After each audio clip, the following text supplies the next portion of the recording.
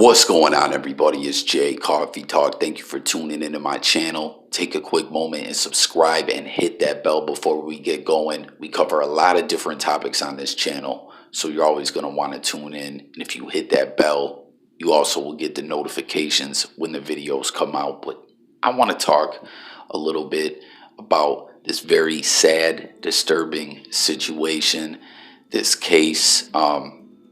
It's just really sad, man. As a parent, we see, and just even if you're not a parent, you see this horrible stuff in the news. And it's just so sad that this kind of stuff goes on. And you just wish there was some kind of warning signs or, something just went down differently to where this didn't happen. But I'm talking about Gannon Stauch and his stepmother, Letecia Stauch, who is in custody, charged with his murder and some other crimes. Okay, now this is just a theory that I'm laying out for you guys. I'll lay this out and see what you guys think. And for anyone who's new to my channel, Jay Coffee Talk, we just talk it up on different topics. And the idea of this channel is for you guys to join that discussion in the comment thread and see what the people think. So when this all went down, it reminded me there were similarities between Letecia Stauch and Chris Watts. If you remember, Chris Watts is that evil, sick motherfucker who's rotting away in jail, who killed his pregnant wife and their two baby girls. And I'm sure you guys all remember this from a few years ago. Just a terrible tragedy. And there's been some similarities between Letecia and Chris Watts that I just, have noticed. Both of them, when the situations happened, when they killed their loved ones and everything, they reached out to the media and wanted to do interviews, and wanted to tell these lies, these stories, trying to gain sympathy and get people to trust and believe them and, reach out to the media and everything like that. Chris Watts did it and Letecia Stauch did it. Now, with Chris Watts and with Letecia, I believe that the police played along to a degree, whenever there's murders and stuff like that, or just any crime really, people, like in these instances, a husband and a stepmother, but people close to the victims are always suspects. Everyone's a suspect, and in both situations, I believe the police, the detectives, had an idea.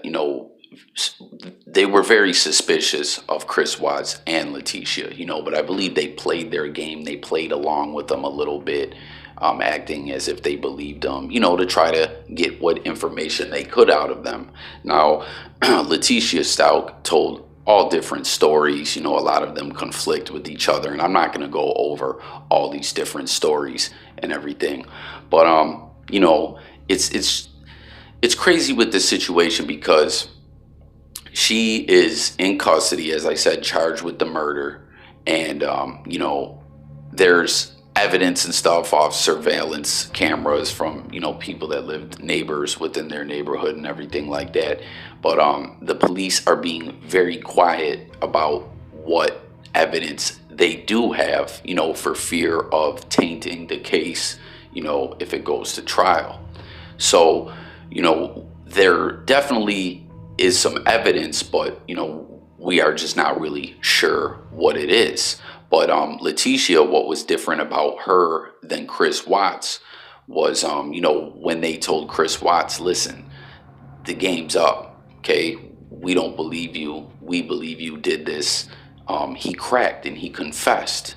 Letecia Stauch lawyered up and stopped talking, But getting back to, my theory and similarities between them. Now, they live very close to each other, actually. The neighborhood that the Stauch family lived in within Colorado Springs, Colorado, is only about an hour and a half drive from where the Watts family lived in Frederick, Colorado.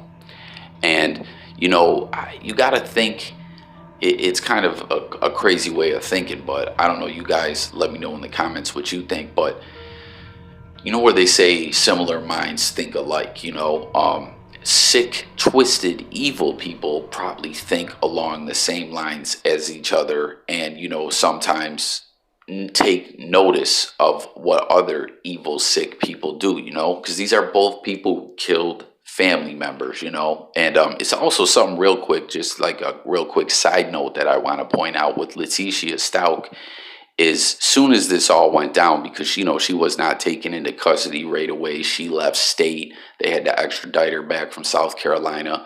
Her husband, Gannon's father, as I said, she was a stepmother, put her out the house right away. Did not believe her story that the boy just went missing and everything like that.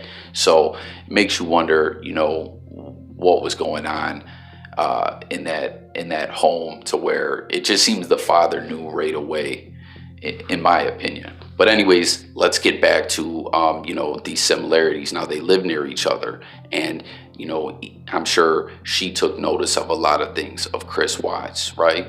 And as I said, they both wanted that media attention. They wanted to paint these pictures with lies. Well, something that is very, very sad and very disturbing with Gannon Stauch is that they have not found him anywhere. They've searched, anywhere that, based on their investigations, that could lead them. They cannot find his remains, and she's not talking, and in Chris Watts' case, as I said, he cracked and he told them everything. And this is just some crazy theory that I'm throwing out there that, I was just curious. As I said, I want to hear what you guys think. But the place where Chris Watts, it's just sad to even say, dumped, I guess, the remains of his daughters in the oil tanker or well, or whatever exact term for it is, at the Anadarko 319 location where he worked, is a 2-hour drive from where Letecia Stauch lived. And there's like a time window that investigators are going off of, based on her leaving and coming home through, as I said, surveillance footage, where they believe, when she did, after she had already killed him, when she did dump him off somewhere. I hate saying that. It sounds, this is just a very sensitive, sad story, but it just sounds so evil, to say. But, about a 2-hour and 3-minute drive, and she was thought to be gone for about 5 hours, so 2-hour drive there, then 47 minutes of her, putting him in wherever she did, and then 2-hour drive back home. Now, this is just something I'm throwing out there, curious if anyone else who's been following the case have thought this themselves, as I said, because you got to think, weird, sick people, probably think along the same lines too. And I believe, them living so close, she definitely saw the Chris Watts news and everything, when it was going on. Everyone in the country, even if people don't follow true crime, most people heard of the Chris Watts situation. So it's just like, it's crazy, they can't seem to find him anywhere now.